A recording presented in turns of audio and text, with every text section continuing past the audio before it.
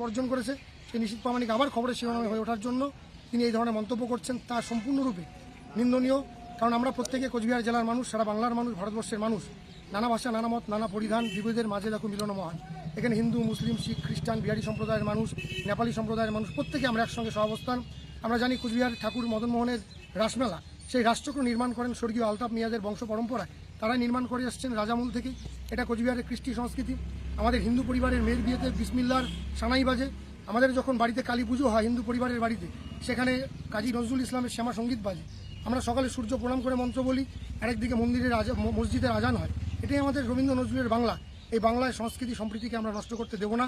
যারা বিজেপির এই নেতৃত্বরা যারা ভোট পাখি হয়ে ভোটের সময় আসেন, তারা কোথাও মন্দির মসজিদ গুরুদ্বারার নামে লড়াই বাজিয়ে দেন, গীতা কোরআনের নামে লড়াই বাজিয়ে দেন।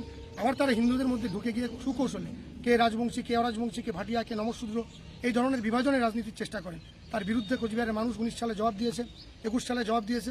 আবার বাংলার মানুষ প্রস্তুত হয়ে আছে, কোচবিহারের মানুষ প্রস্তুত হয়ে আছে।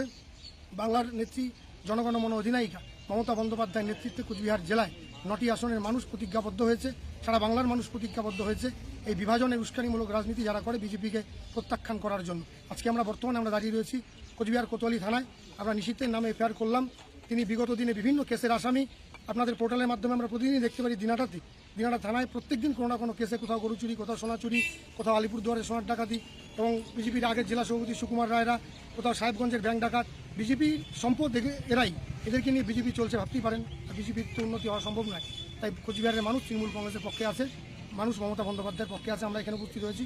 শহর তৃণমূল কংগ্রেসের সভাপতি রয়েছেন দিলীপ শাহ মহাশয়, যুব সভাপতি শহরের অনির্বাণ কর সহ শহরের প্রত্যেকটি ওয়ার্ডের তৃণমূল যুব কংগ্রেসের প্রেসিডেন্টরা আছেন, শহরের গুরুত্বপূর্ণ লিডারশিপরা আছেন, জেলা জেনারেল সেক্রেটারি তৃণমূল কংগ্রেসের রাকেশ চৌধুরী সহ প্রত্যেকে এখানে উপস্থিত হয়ে আমরা সকলে মিলে, ছাত্র যুব সকলে মিলে আমরা তার বিরুদ্ধে এফআইআর দায়ের করি।